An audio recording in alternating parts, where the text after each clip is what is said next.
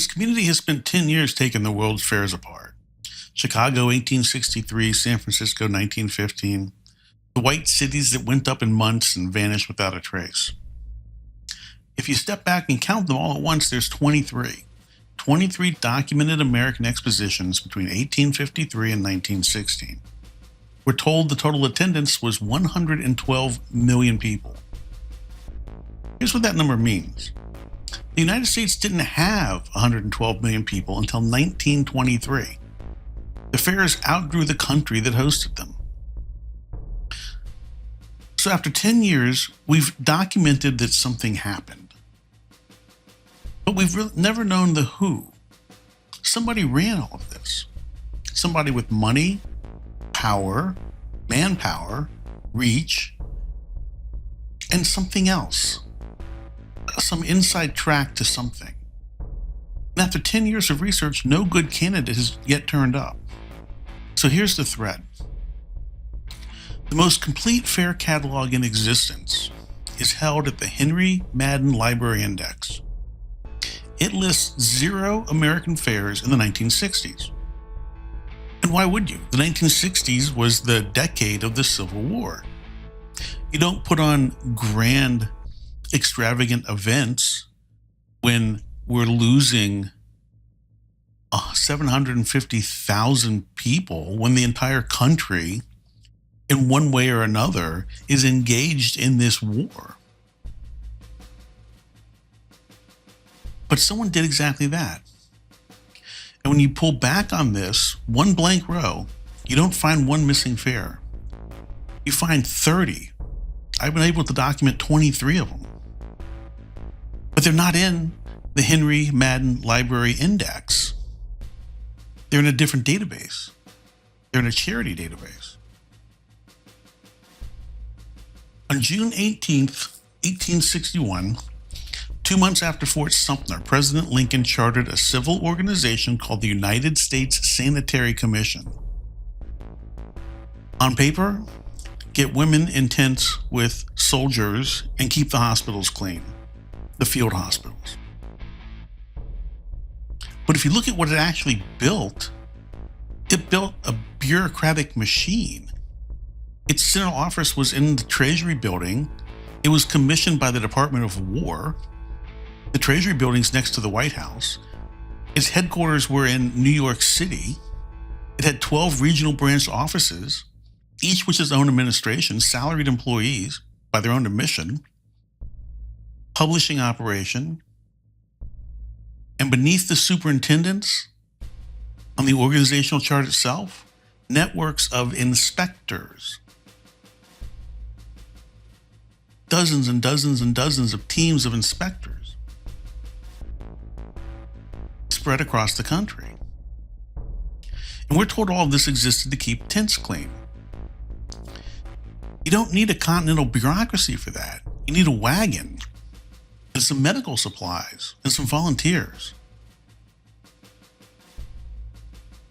So let's dig into this. It's called the United States Sanitary Commission. That word sanitary jumps out. If you're into old world research, you look for these double entendres. You look for things like that. It's an organization that rubs elbows with every aspect of the United States government, sits inside the United States government, sponsored by the Department of War, and its job is to sanitize America. Sanitizing means to clean up, to scrub away, to remove what you don't want seen. And if that's what this organization was, then history is inverted, which of course is the primary claim of the old world community. Here's another clue. USSC's 12 branch offices: New York, Boston, Buffalo, Chicago, Cincinnati, Cleveland, Detroit, Louisville, Philadelphia, Columbus, New Albany, and Pittsburgh. Every one either hosted a World's Fair, 9 of them hosted a World's Fair. New Albany is on the bank of a World's Fair. The map matches the World's Fair map completely, as close as you could possibly match it. It matches the map of the Civil War, not at all. Having huge bureaucracies in cities, it doesn't help you with fundraising, it's cost. The fundraising is events. It doesn't help you organize volunteers for the war, they're in cities. The volunteers need to be local or travelable to where the battles are. It's completely inverted in how you would run an organization that does what they claim their charter was, which is to get women in tents with soldiers and keep things clean. And the people that ran the Sanitary Commission, the men who ran it started as a women's organization, men moved in and took it over.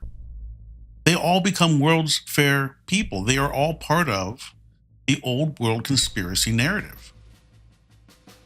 Frederick Olmsted went on to design the grounds of the 1893 Chicago's World's Fair. Its chairman, John Walsh, went on to run the 1876 Centennial Fair.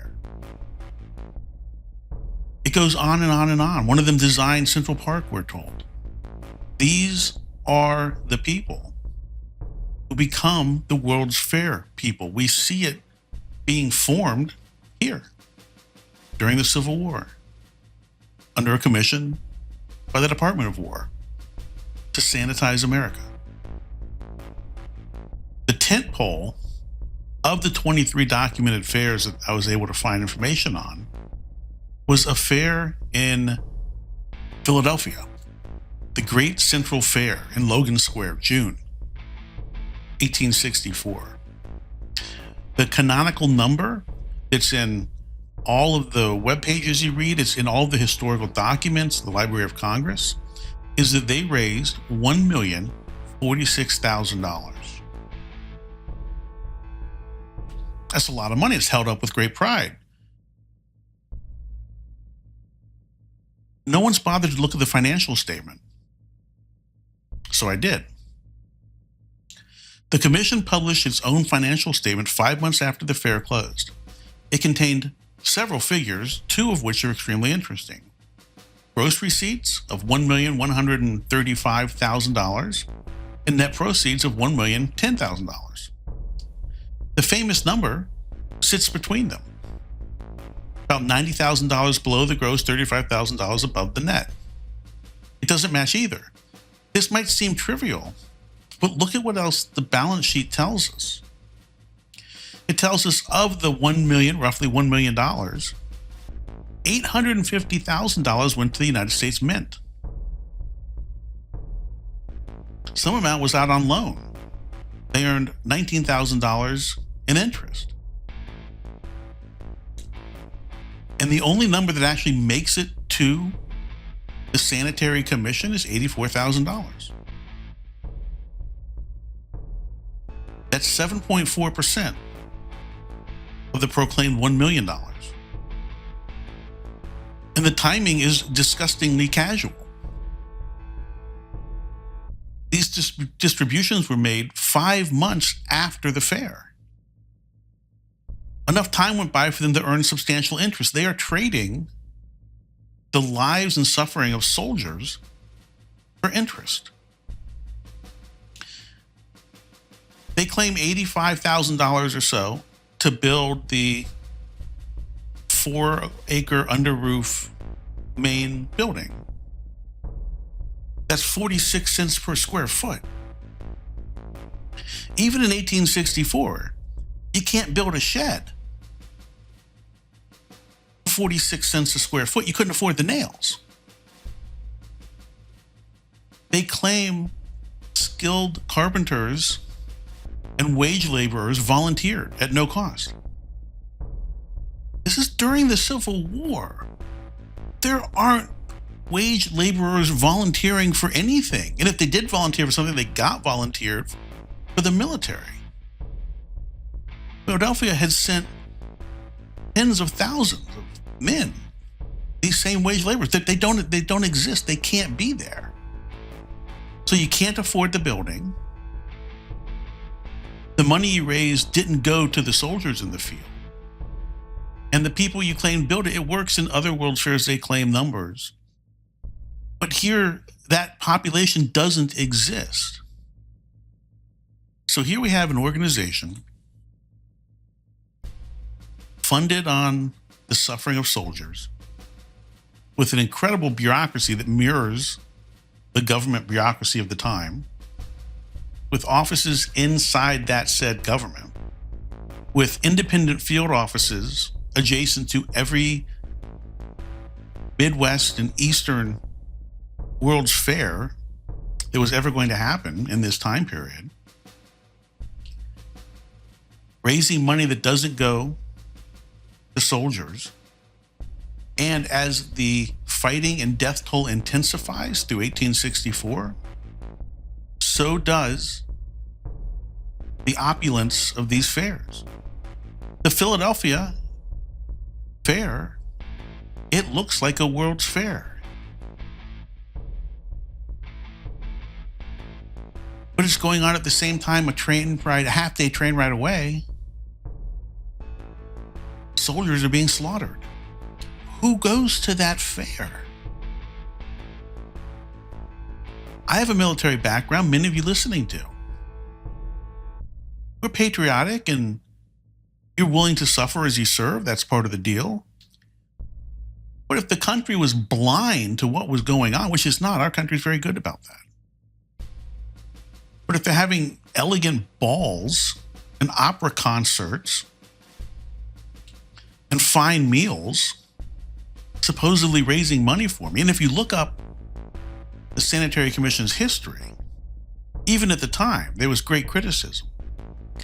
Donated packages, care packages, wouldn't make it to the soldiers in the field. They would get taken, the bureaucracy would consume them before they got there. All of that's documented history. Then on top of that, 23 fair-like events are not listed with the fair-like events. It doubles them. It's not 23, it's 46. And all the people associated with this thing, the named people at the top, became very wealthy and went on to become World's Fair people. They're associated with all those other fairs we've been tearing into. I think this is more than a candidate.